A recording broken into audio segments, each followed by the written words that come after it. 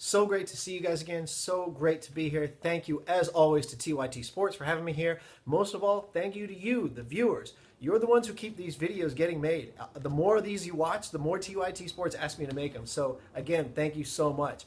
This topic is another one that came from you guys. So let's get right into it. This is the top 10 WWE matches of all time. Now, my challenge in making this list was I didn't want to use the same wrestler twice.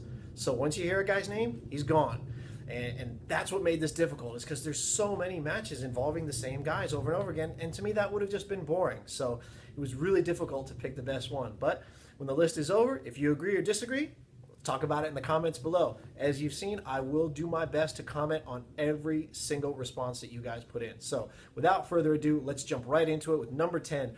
Chris Jericho versus Rey Mysterio Jr. at the Bash in 2009. They tried to make the Great American Bash cool by abbreviating it to just the Bash. But what made this match great was you had two guys who were feuding in WCW, and they were great technical wrestlers, they were great friends, and they just worked really well together in the ring. They had styles that really complemented each other, whereas Rey Mysterio had the great luchador style, the great high-flying angle, and Chris Jericho, to his credit, he can do a certain amount of that, but he's a great mat wrestler, and he really brings a lot of athleticism that pairs well with that. So these guys had this great back and forth, and what was compelling was the stipulation. It was a belt versus mask match. Jericho had the belt, and he said, hey, if I beat you, I get to unmask you. And that unmasking actually happened towards the end of the match. Jericho hadn't won yet, but he pulled Mysterio's mask off, and to his surprise, Mysterio had another mask on underneath. And that kind of stunned him just enough for Mysterio to put him in position for the 619, which for some reason is, you guys, like one of your favorite moves. When we did our previous moves, greatest moves of all time, it wasn't on there, and everybody got all mad. I'm like, sorry, I just think it's lame. What do you want me to say? But he hit the 619 on Jericho and won the title. So it was great. It was a lot of fun to see these guys in the now gone WCW. So it was good. Number 9 is a match technically, but not a one-on-one. It was the Royal Rumble. The Royal Rumble specifically from January 2001. Hey, you know who presented this? You know, it's always presented by some company. 1-800-COLLECT. Some of you might not be old enough to remember 1-800-COLLECT, but if you do, you just LOL'd. Yeah, 1-800-COLLECT. But this Royal Rumble is the Royal Rumble that every Royal Rumble wishes they could be. The Rock, Stone Cold, Kane, Triple H, the Hardy Boys, all the classic Attitude Era wrestlers, everybody that you love from the Attitude Era was in this Royal Rumble. And it was just great from the get-go. And some Royal Rumbles are better than others, but this one is head and shoulders above all of the rest because it was so good. And it was notable at the time because Kane was one of the first entrants, and he lasted almost the entire match. And in fact, he did last the entirety of the Royal Rumble. Stone Cold Steve Austin came in at number 27, but he didn't get to get in the ring. Triple H attacked him because Stone Cold had interfered in one of his matches earlier, so he bloodied them all up. So Stone Cold didn't even get to come in until almost the very end. He comes in, lays waste to everybody, and then he and Kane start battling each other out. Stone Cold's able to knock Kane over the rope and get the victory. At the time, Kane lasted 54 minutes and eliminated 11 people. Remember, this is 2001. That record would stand until 2014 when Roman Reigns would eliminate 12 people and the WWE pushed him into trying to be... All right, let's not talk about him anymore. Okay, number 8 was Kurt Angle versus Chris Benoit at the Royal Rumble in 2003. It saddens me every time we talk about Chris Benoit and how his tale ended because he was so good. He was just such a good wrestler, and it's so tragic what happened to him and his family. But he was such a proficient, technical wrestler, and so was Kurt Angle. And Kurt Angle still is. And so having these two guys go at each other and just to watch how impressive they were, how much knowledge they brought to the ring. I think it showed a different part of what professional wrestling can be when you get two guys who are that good at the technical aspect of it, and you can really see what an art form wrestling can be when you get two guys teaching what amounts to a master's class in that kind of mat wrestling. At the end of it, they ended up giving Benoit a standing ovation because there were countless false finishes and reversals and things like that. And even though Kurt Angle would win, it was great. It was a reversal. Chris Benoit got him in the crippler crossface, and Angle countered it, got him in the ankle lock, and Benoit tapped. But that didn't matter. The crowd still gave him a standing O because it was just so good. Done with that one. Number 7, CM Punk versus John Cena. This is a classic one that people love from Money in the Bank 2011.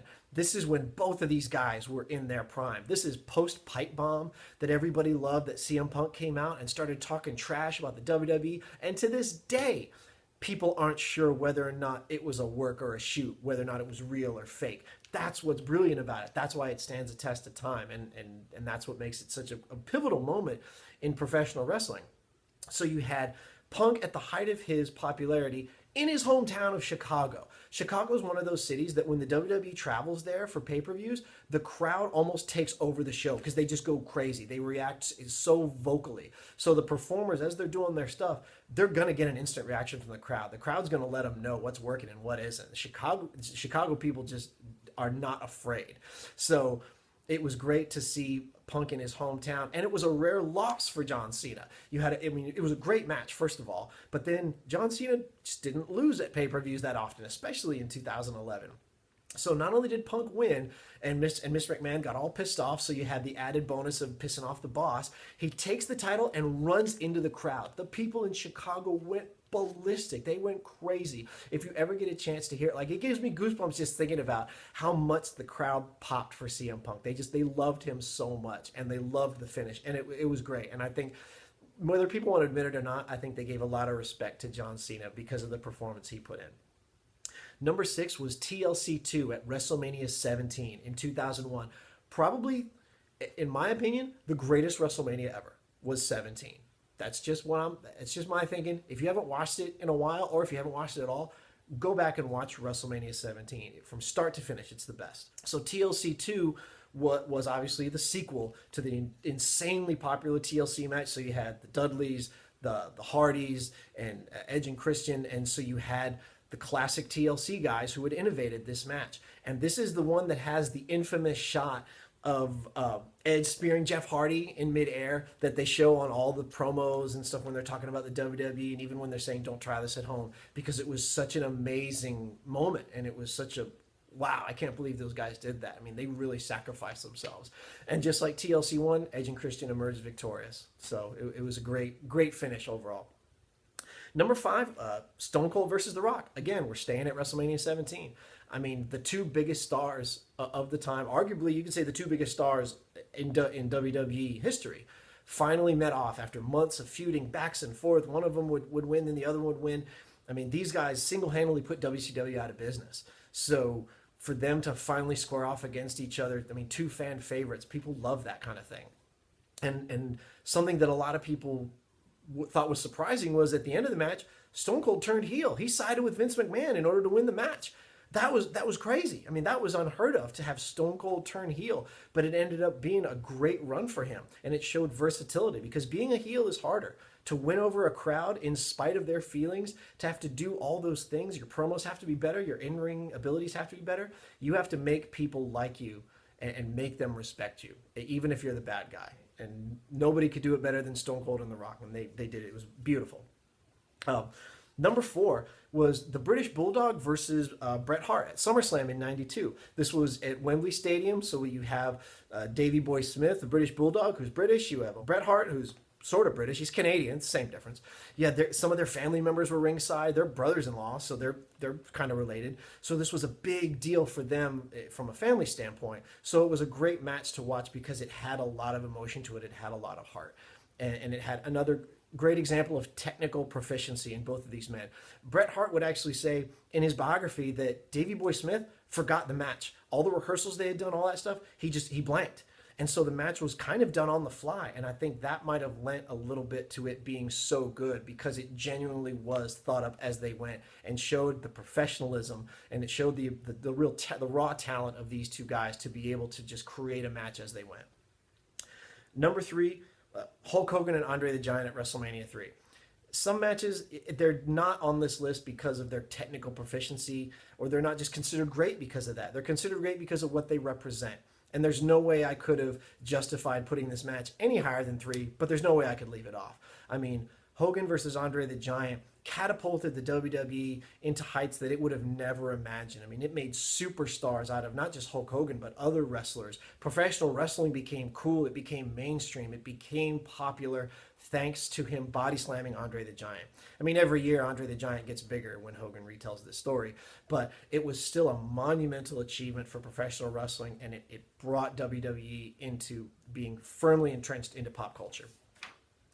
Number 2, The Undertaker and Shawn Michaels at WrestleMania 25. I was surprised at how well this match was. I mean, this was only 7 years ago, so Undertaker and Shawn Michaels are no spring chickens even when they had this match. But for two guys who were a little long in the tooth, man, they put on a good show. I mean, it was awesome. It was back and forth. You actually thought that the Undertaker's streak was in jeopardy. For the first time in a long time, someone took him the distance, and it was back and forth. There was this great metaphor of good versus evil because Shawn Michaels had converted to Christianity, so he was wearing this white outfit, and the Undertaker's wearing the black outfit, and Jim Ross is doing this great commentary that really drove that point home. So when Shawn Michaels kicked out, he called it divine intervention. So they were real heavy-handed with the good versus evil thing, but that just made the match better. It made you kind of want to root for either side, depending on which side of that coin you fell on. But it was just fantastic all around. And of course, the Undertaker would get the victory. The streak would remain intact. They had a rematch next year at WrestleMania, which was okay, but it still just wouldn't live up to this original. This was just so good. All right, and here's the number 1. 2 names we haven't mentioned. Anybody want to take a guess? Anyone? Nobody? Okay. Ricky the Dragon Steamboat and Randy Savage, again at WrestleMania 3. I would argue this match is better, more important, and drives the point home more than the Hogan Andre the Giant match. This was two guys who were perfectionists in the ring. They wanted to do things the right way every single time. So you had these two guys who absolutely wanted things to be the way that they needed to be for the fans. I mean, Ricky Steamboat and Macho Man, they were two big names. Again, this is an Intercontinental match that stole the show. It stole WrestleMania, I think. And they had such great backs and forths. They were both high flyers. And so they knew they didn't have the star power, at least of Hogan and Giant. So they had to do something that the fans had never seen and that they weren't going to see out of anyone else. And they really delivered. I mean, the match it's just incredible. And Ricky the Dragon Steamboat would end up winning the match. And to a lot of people's surprise, I think they thought that Randy Savage would retain. He had been champion for 414 days. He had been the Intercontinental champ. But Steamboat beat him, and that ended their feud to arguably the greatest match of all time. So that's my list. Did you agree? Did you disagree? Let me know in the comments below, or follow me on Twitter at Chief Josh Yola. You can also check out the articles that I write for dailyddt.com, and let me know what you think about those as well. As always, thank you all so much, TYT Sports. Thank you for watching.